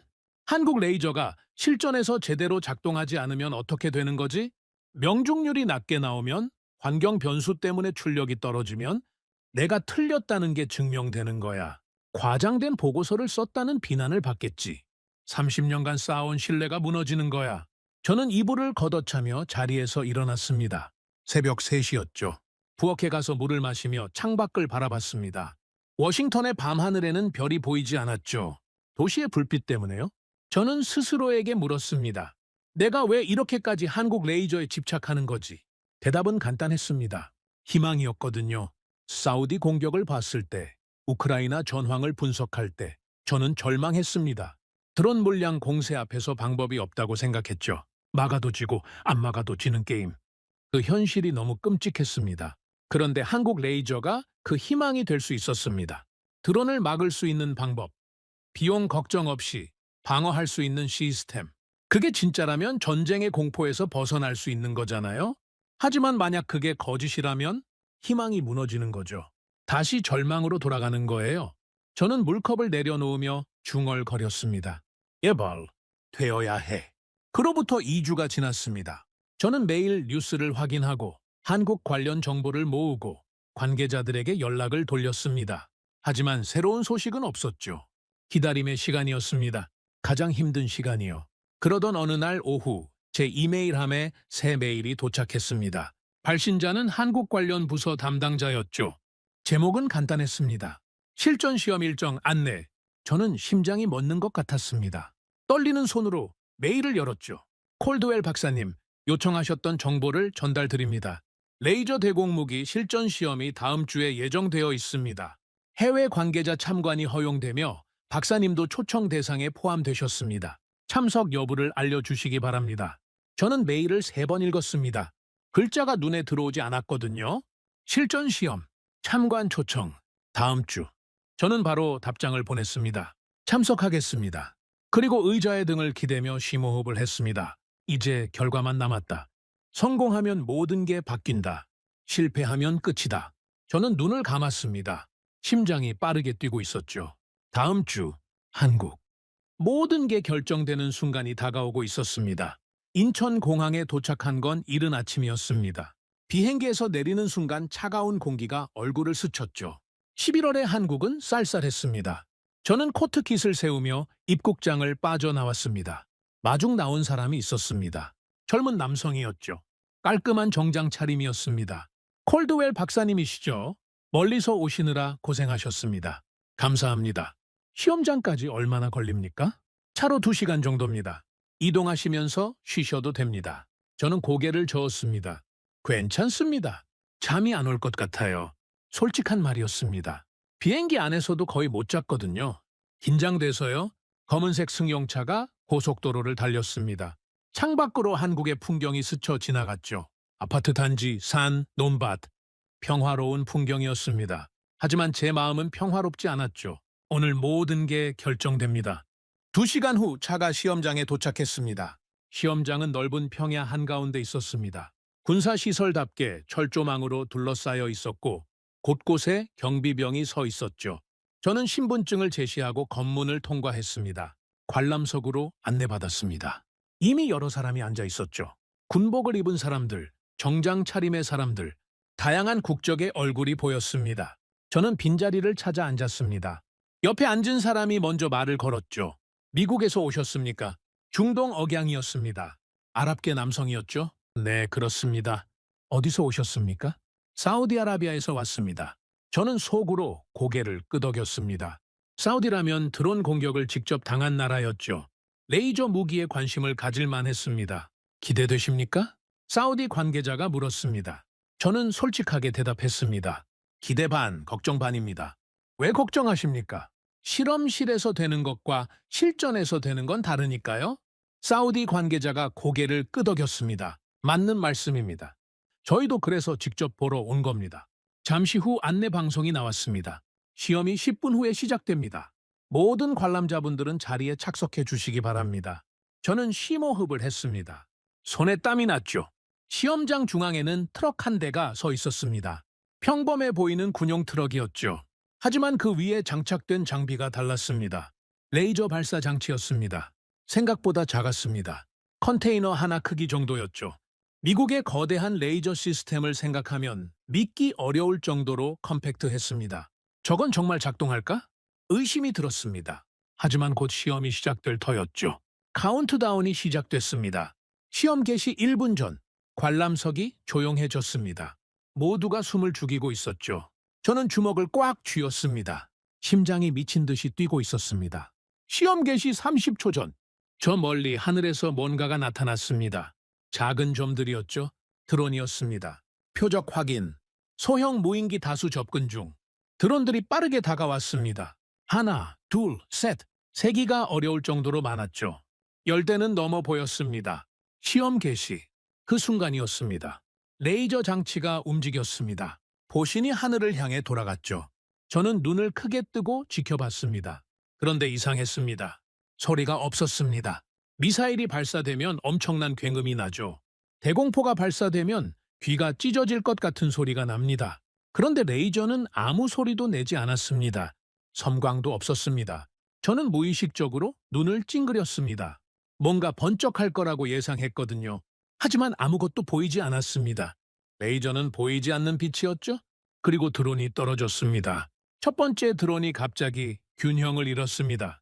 흔들리더니 곧바로 추락했죠. 연기도 없었습니다. 폭발도 없었습니다. 그냥 힘없이 떨어지는 것처럼 보였습니다. 두 번째 드론도 같았습니다. 날고 있다가 갑자기 추락했죠. 세 번째, 네 번째, 다섯 번째. 드론들이 연속으로 떨어졌습니다. 마치 보이지 않는 손이 하나씩 쥐어 던지는 것 같았죠. 관람석에서 누군가 중얼거렸습니다. 뭐야? 뭐가 어떻게 된 거야? 저도 같은 생각이었습니다. 너무 조용했거든요. 전쟁 무기치고는 너무 고요했습니다. 드론들이 계속 떨어졌습니다. 10대, 20대. 하늘에서 접근하던 드론들이 하나둘 사라져갔죠. 저는 옆에 앉은 사우디 관계자를 쳐다봤습니다. 그의 입이 벌어져 있었죠. 저게 진짜입니까? 저도 대답할 수가 없었습니다. 눈앞에서 벌어지는 일이 믿기지 않았거든요. 시험이 끝났습니다. 시험 종료, 결과 집계 중. 관람석에 정적이 흘렀습니다. 아무도 말을 하지 않았죠. 모두가 방금 본 것을 소화하느라 바빴습니다. 잠시 후 결과가 발표됐습니다. 표적 무인기 24대, 격추 24대, 명중률 100%. 저는 귀를 의심했습니다. 100%? 24대 전부를 맞췄다고요? 한 대도 놓치지 않았다고요? 옆에서 사우디 관계자가 숨을 몰아쉬었습니다. 이건 말도 안 돼요? 저도 같은 생각이었습니다. 명중률 100%라니. 그것도 소형 드론을 상대로. 소형 드론은 작고 빠릅니다. 불규칙하게 움직이죠. 기존 방공 무기로는 맞추기가 극도로 어렵습니다. 아이언돔도 소형 드론 격추율은 70% 정도밖에 안 된다고 했죠. 그런데 100%라고요? 저는 자리에서 일어났습니다. 가까이서 보고 싶었거든요. 시험장 쪽으로 걸어갔습니다. 격추된 드론 잔해가 널려 있었습니다. 저는 허락을 받고 잔해 하나를 집어들었죠. 드론의 엔진 부분이 녹아 있었습니다. 플라스틱이 흐물흐물하게 변형돼 있었고 금속 부품은 검게 그을려 있었죠. 레이저가 엔진을 직접 타격한 게 분명했습니다. 정확하게 가장 취약한 부분을요. 대단하군요. 뒤에서 목소리가 들렸습니다. 돌아보니 한국 관계자였죠. 아까 공항에서 저를 마중 나온 사람이었습니다. 어떻게 이렇게 정확하게 맞출 수 있습니까? 저는 물었습니다. 추적 시스템이 핵심입니다. 레이저 자체보다 표적을 추적하는 기술이 더 중요하죠.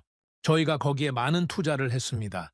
그래도 100%는 실험 조건이 특별히 좋았던 거 아닙니까? 담당자가 웃었습니다. 오늘 날씨가 특별히 좋지는 않았습니다.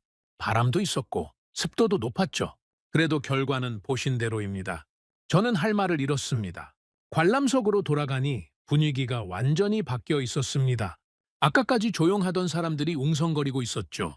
사우디 관계자가 저를 붙잡았습니다. 콜드웰 박사, 이거 진짜입니다. 진짜라고요. 저도 방금 잔해를 확인했습니다. 엔진이 녹아 있었어요. 우리는 이걸 원합니다. 이거 사야 해요. 사우디 관계자의 눈이 반짝였습니다. 절박함이 느껴졌죠. 드론 공격으로 수조 원의 피해를 입은 나라였으니까요. 다른 관람자들도 비슷한 반응이었습니다. 중동에서 온 것 같은 사람들이 여럿 있었는데 모두 흥분한 표정이었죠. 이게 실전이라면 우리 도시를 지킬 수 있어요. 드론 공격을 더 이상 두려워하지 않아도 되는 거 아닙니까? 저는 그 반응들을 보면서 묘한 감정을 느꼈습니다.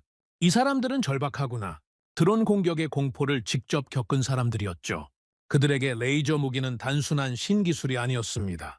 생존의 문제였습니다. 시험이 끝난 후 간단한 브리핑이 있었습니다.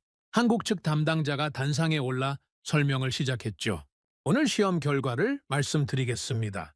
총 24대의 소형 무인기를 표적으로 삼았고 24대 전부 격추에 성공했습니다. 명중률 100%입니다. 관람석에서 박수가 터져 나왔습니다. 레이저 발사 횟수는 총 27회였습니다. 3회는 표적 확인을 위한 저출력 조사였고 실제 격추에 사용된 것은 24회입니다. 누군가 손을 들었습니다. 실패한 발사는 없었습니까? 없었습니다. 조준한 표적은 모두 격추했습니다. 또 다른 질문이 나왔습니다. 발사 강력은 어느 정도입니까? 평균 2초 미만입니다. 연속 발사가 가능합니다. 저는 그 숫자를 듣고 다시 한번 놀랐습니다. 2초마다 한 대씩 격추할 수 있다는 뜻이었죠. 분당 30대, 시간당 1800대.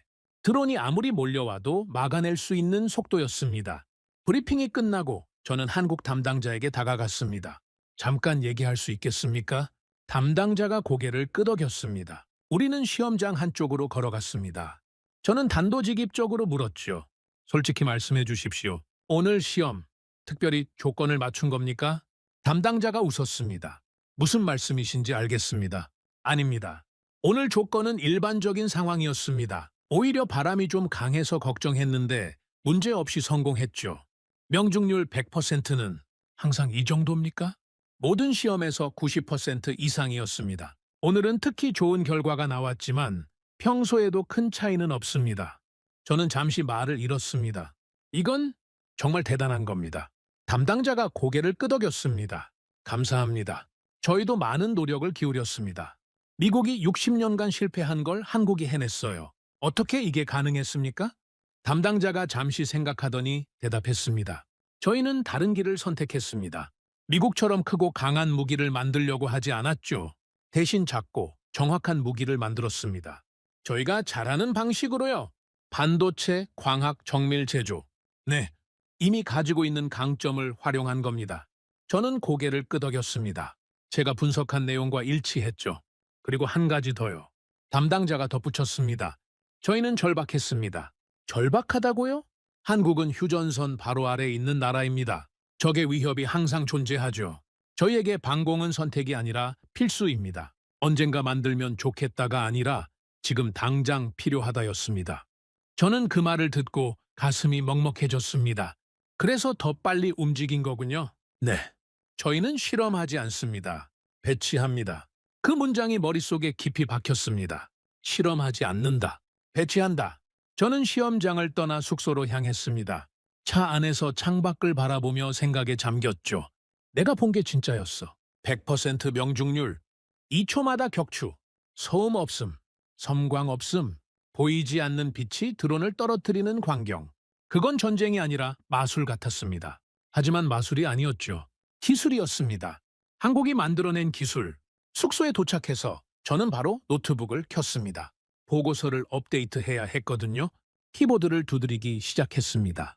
2024년 11월 한국 레이저 대공무기 실전 시험 참관 보고 결과 소형 무인기 24대 중 24대 격추, 명중률 100%. 분석 한국 레이저 무기는 실험 단계를 넘어 실전 배치가 가능한 수준에 도달했음. 명중률, 발사 속도, 운용 안정성 모두 예상을 상회함. 저는 잠시 멈추고 생각했습니다. 그리고 마지막 문장을 썼죠. 결론 한국은 세계 최초로 레이저 대공무기를 실전 배치하는 국가가 될 것임. 이는 현대전의 패러다임을 근본적으로 바꿀 것으로 예상됨. 저는 노트북을 닫고 창밖을 바라봤습니다. 한국의 밤하늘이 보였습니다. 별이 떠 있었죠. 워싱턴에서는 보이지 않던 별이요. 저는 혼자 중얼거렸습니다. 나는 오늘 전쟁이 바뀌는 걸 봤다. 소리는 없었습니다. 빛도 없었습니다. 다만 드론이 떨어졌습니다. 그리고 세상이 바뀌기 시작했습니다. 워싱턴으로 돌아온 건 3일 후였습니다. 비행기에서 내리자마자 저는 국방부로 향했습니다. 보고할 게 있었거든요. 직접 눈으로 본 것을 말해야 했습니다. 회의실에는 지난번과 같은 사람들이 앉아 있었습니다. 밀러 차관보, 군 장성들, 방산업체 임원들, 저를 과장이라고 비난했던 그 사람들이었죠. 저는 단상에 섰습니다. 프로젝터에 사진을 띄웠죠. 한국 시험장에서 찍은 사진이었습니다. 직접 다녀왔습니다. 밀러 차관보가 물었습니다. 결과가 어땠습니까? 저는 심호흡을 했습니다. 명중률 100%였습니다. 회의실이 술렁였습니다. 방산업체 임원 한 명이 끼어들었죠. 100%요? 그게 가능합니까? 직접 봤습니다. 24대의 소형 드론이 접근했고 24대 전부 격추됐습니다. 한 대도 놓치지 않았습니다. 임원의 얼굴이 굳어졌습니다. 조건이 특별히 좋았던 거 아닙니까? 실험실 같은 환경에서. 아닙니다. 바람도 있었고 습도도 높았습니다. 일반적인 야외 조건이었습니다. 저는 다음 사진을 띄웠습니다. 격추된 드론 잔해 사진이었죠. 이건 제가 직접 수거한 잔해입니다. 엔진 부분이 녹아 있었습니다. 레이저가 정확하게 가장 취약한 부분을 타격한 겁니다. 회의실이 조용해졌습니다. 아무도 반박하지 않았죠. 밀러 차관보가 천천히 물었습니다. 콜드웰 박사, 당신의 결론은 뭡니까? 저는 프로젝터를 끄고 참석자들을 둘러봤습니다. 제 결론은 간단합니다. 한국이 해냈습니다. 미국이 60년간 실패한 것을 한국이 성공시켰습니다. 방산업체 임원이 불편한 표정을 지었습니다. 그래서 어쩌자는 겁니까? 한국이 우리보다 낫다고 인정하자는 건가요? 저는 고개를 저었습니다. 인정하자는 게 아닙니다. 배우자는 겁니다. 뭘요? 접근 방식을요? 한국은 우리와 다른 길을 갔습니다. 크고 강한 무기 대신 작고 정확한 무기를 만들었죠. 그리고 성공했습니다. 우리도 그 방식을 연구해야 합니다. 회의가 끝난 후 밀러 차관보가 저를 따로 불렀습니다. 콜드웰 박사, 잠깐 얘기합시다. 우리는 복도를 걸으며 대화했습니다. 솔직히 말해 주십시오. 한국 레이저가 정말 그 정도입니까? 저는 고개를 끄덕였습니다. 그 정도가 아닙니다. 그 이상입니다. 어떤 의미입니까? 저는 잠시 생각을 정리했습니다. 제가 본 건 블록 1입니다. 소형 드론 요격용이죠. 그런데 한국은 이미 다음 단계를 준비하고 있습니다. 다음 단계요? 블록 2입니다. 더 높은 출력의 레이저로 미사일을 요격하는 시스템이죠. 그 다음에는 블록 3가 있습니다. 전투기나 위성까지 대응할 수 있는 수준입니다. 밀러 차관보의 표정이 심각해졌습니다. 그게 가능합니까? 기술적으로는 가능합니다. 출력만 높이면 됩니다. 현재 블록 1이 30kW 수준인데 블록 2는 100kW 이상을 목표로 하고 있다고 합니다. 100kW면 미사일 요격이 가능한 수준입니다. 그리고 더 높아지면 전투기도 위협할 수 있죠. 밀러 차관보가 한숨을 쉬었습니다. 이건 우리가 생각했던 것보다 훨씬 심각한 문제군요. 저는 고개를 끄덕였습니다. 맞습니다. 그래서 제가 긴급 보고를 올린 겁니다. 사무실로 돌아온 저는 책상에 앉아 생각에 잠겼습니다. 한국에서 본 것이 머릿속을 떠나지 않았습니다. 소리 없이 떨어지는 드론들, 100% 명중률, 2초마다 한 대씩 격추. 그건 무기가 아니었습니다. 방패였죠. 완벽에 가까운 방패. 토마스가 노크도 없이 들어왔습니다. 잭 회의 어땠어요? 조용했어요. 조용했다고요? 반박하는 사람이 없었어요. 사진 보여주니까 다들 입을 다물더군요. 토마스가 웃었습니다. 그 방산업체 임원들도요? 네. 과장이라고 하던 사람들이 아무 말도 못했어요. 저는 의자에 기대 앉으며 말했습니다. 토마스, 제가 한국에서 뭘 깨달았는지 아세요? 뭔데요? 한국은 기술을 만든 게 아닙니다. 무슨 말이에요? 레이저 무기를 만들었잖아요. 저는 고개를 저었습니다. 기술은 수단이에요. 한국이 진짜로 만든 건 따로 있습니다. 뭔데요? 저는 천천히 대답했습니다. 기준입니다. 기준이요? 네, 전쟁의 새로운 기준을 만들었어요. 토마스가 의자를 끌어당겨 앉았습니다. 무슨 뜻인지 설명해 주세요. 저는 자리에서 일어나 창문 앞으로 걸어갔습니다. 워싱턴의 하늘이 보였죠. 흐린 날이었습니다. 지금까지 전쟁은 힘의 문제였습니다. 더 강한 무기, 더 큰 화력, 더 많은 예산. 힘으로 밀어붙이면 이기는 구조였죠. 그렇죠. 그래서 무기의 기준도 힘이었습니다. 얼마나 강하냐, 얼마나 비싸냐. 패트리엇이 왜 최고의 방공 무기로 인정받았겠습니까? 가장 강력하고 가장 비쌌으니까요. 토마스가 고개를 끄덕였습니다. 그런데 한국이 그 기준을 바꿨어요. 저는 돌아서서 토마스를 바라봤습니다. 한국 레이저는 강력하지 않습니다. 출력만 놓고 보면 미국이 시도했던 것들보다 약해요. 비싸지도 않죠. 발사 비용이 2,000원이니까요. 그런데 왜 더 나은 거예요? 지속할 수 있으니까요. 저는 책상으로 돌아와 앉았습니다. 전쟁은 순간의 승부가 아닙니다. 오래 버티는 쪽이 이기는 겁니다. 아무리 강한 무기가 있어도 탄약이 떨어지면 끝이에요. 아무리 좋은 방공망이 있어도 미사일이 바닥나면 무용지물이죠. 그래서요. 한국 레이저는 지속할 수 있습니다. 정의만 있으면 무한히 쏠 수 있어요. 탄약 걱정이 없죠. 비용 걱정도 없고요. 드론이 10,000대가 오든 10만 대가 오든 상관없습니다. 토마스가 감탄하며 말했습니다. 그러니까 힘이 아니라 지속성이 새로운 기준이 된 거네요. 바로 그겁니다. 한국이 만든 건 레이저 무기가 아니에요. 전쟁의 새로운 기준을 만든 겁니다. 얼마나 강하냐가 아니라 얼마나 오래 버틸 수 있느냐. 저는 잠시 말을 멈추고 심호흡을 했습니다. 그리고 그 기준을 세계에서 가장 먼저 실제로 적용한 나라가 한국입니다. 토마스가 조용히 물었습니다. 잭, 이게 앞으로 어떻게 될 것 같아요? 저는 창밖을 바라보며 대답했습니다. 확산될 겁니다.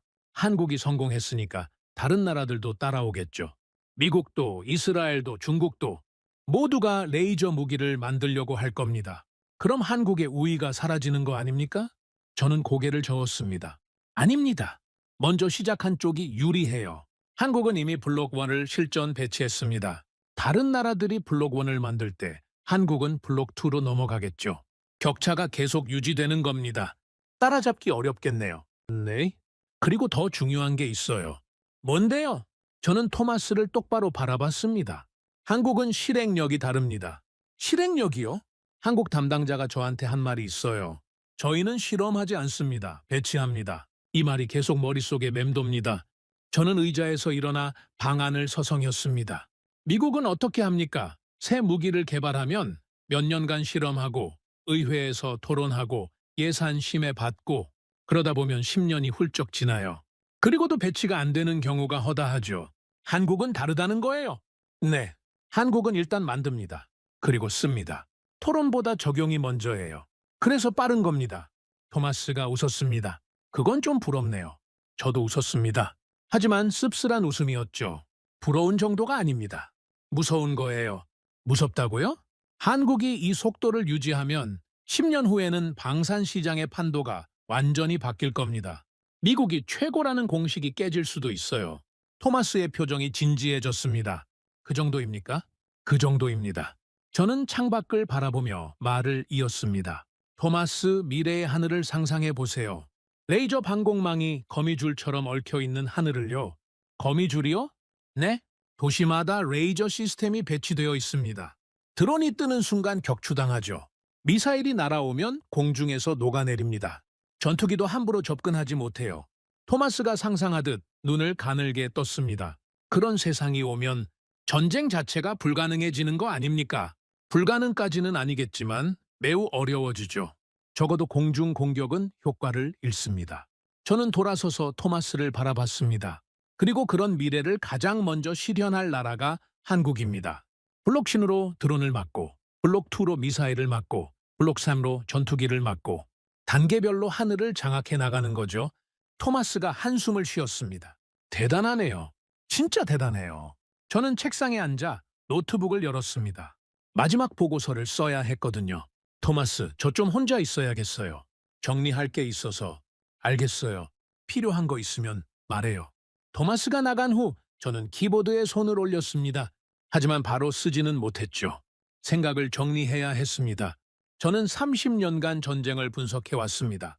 무기의 성능, 비용, 효율, 숫자로 전쟁을 이해하려고 했죠. 그리고 어느 정도 성공했다고 자부했습니다. 하지만 한국은 제가 놓친 것을 보여줬습니다. 전쟁은 숫자만의 문제가 아니었습니다. 관점의 문제였죠. 미국은 이렇게 물었습니다. 어떻게 하면 더 강한 무기를 만들까? 한국은 다르게 물었습니다. 어떻게 하면 더 오래 싸울 수 있을까? 질문이 다르니 답도 달랐습니다. 미국은 거대하고 강력한 레이저를 만들다가 실패했고, 한국은 작고 효율적인 레이저를 만들어서 성공했죠. 저는 타이핑을 시작했습니다. 최종 보고서 한국 레이저 대공무기가 의미하는 것. 1. 기술적 성과. 한국은 세계 최초로 레이저 대공무기를 실전 배치 가능한 수준으로 개발했다. 명중률 100%, 발사비용 2,000원, 연속 발사 가능. 이는 기존 방공체계의 한계를 근본적으로 극복한 것이다. 2. 전략적 함해. 한국 레이저의 등장은 전쟁 경제학의 패러다임을 바꾼다. 기존에는 공격이 방어보다 경제적으로 유리했다. 싸게 공격하고 비싸게 맞게 만드는 것이 승리의 공식이었다. 그러나 레이저 방공 시스템은 이 공식을 뒤집는다. 방어 비용이 거의 제로에 수렴하면서 공격 측의 물량 공세가 무력화된다. 3. 미래 전망. 한국은 현재 블록 1을 실전 배치 중이며 블록 2와 블록 3 개발을 진행 중이다. 이 로드맵이 실현되면 한국은 드론부터 미사일, 나아가 항공기까지 요격할 수 있는 다층 레이저 방공망을 구축하게 된다. 이는 한반도의 군사적 균형뿐 아니라 글로벌 방산 시장의 판도를 바꿀 것이다. 저는 마지막 문단을 쓰기 위해 잠시 멈췄습니다. 무엇을 써야 할지 알았지만 쓰기가 쉽지 않았죠. 한참을 망설이다가 타이핑을 시작했습니다. 4. 결론. 나는 오랫동안 전쟁을 힘의 문제로 봤다. 더 비싼 무기, 더 강한 폭발, 더 많은 예산, 힘이 곧 승리라고 믿었다. 하지만 한국은 다른 질문을 던졌다. 얼마나 오래 버틸 수 있는가? 2,000원짜리 레이저는 하늘을 태운 게 아니다. 전쟁의 공식을 태웠다. 이제 전쟁은 돈이 많은 쪽이 아니라 끝까지 남는 쪽이 이긴다. 그리고 그 방식을 세계에서 가장 먼저 실제로 써본 나라가 있다. 대한민국이다. 저는 키보드에서 손을 떼고 화면을 바라봤습니다. 마지막 문장이 눈에 들어왔죠. 대한민국. 30년간 방위산업을 분석하면서 한국을 특별히 주목한 적이 없었습니다. 미국, 러시아, 이스라엘. 그들이 항상 중심이었죠. 한국은 변방이었습니다. 그런데 지금은 달랐습니다. 한국이 새로운 기준을 세웠습니다. 다른 나라들이 따라가야 할 기준을요. 저는 보고서를 저장하고 의자의 등을 기댔습니다. 창밖으로 해가 지고 있었습니다. 워싱턴의 하늘이 붉게 물들었죠. 저는 혼자 중얼거렸습니다. 남들은 실험했다. 한국은 배치했다. 그래서 결과가 달랐다. 그리고 한마디를 덧붙였죠. 이건 시작이다. 한국의 레이저는 첫걸음에 불과했습니다. 블록 3이 시작이었고 블록 2와 블록 3가 뒤따를 겁니다. 그리고 그 너머에는 우리가 아직 상상하지 못한 것들이 있겠죠. 하늘이 다시 안전해지는 시대, 드론이 떠오르지 못하는 시대, 미사일이 목표에 닿기 전에 녹아내리는 시대, 그 시대를 여는 나라가 한국이었습니다. 저는 노트북을 닫고 자리에서 일어났습니다. 퇴근할 시간이었죠. 문을 열고 나가려는데 문득 한국 담당자의 말이 떠올랐습니다. 저희는 실험하지 않습니다. 배치합니다. 저는 웃었습니다. 그리고 불을 끄며 중얼거렸죠. 한국은 기술을 만든 게 아니다. 기준을 만들었다. 복도를 걸으며 저는 생각했습니다. 전쟁의 역사가 바뀌고 있다. 그리고 그 중심에 한국이 있다. 이건 끝이 아니었습니다. 시작이었죠. 오늘의 사연은 여기까지입니다. 구독과 좋아요는 영상 제작에 아주 큰 힘이 됩니다. 지금까지 감동테라스 저는 소희였습니다. 오늘도 우리 구독자님들의 가정에 따뜻한 행복이 가득하시길 진심으로 바라겠습니다. 긴 영상 끝까지 시청해주셔서 정말 감사합니다. 내일 더 좋은 이야기로 찾아뵙겠습니다. 감사합니다.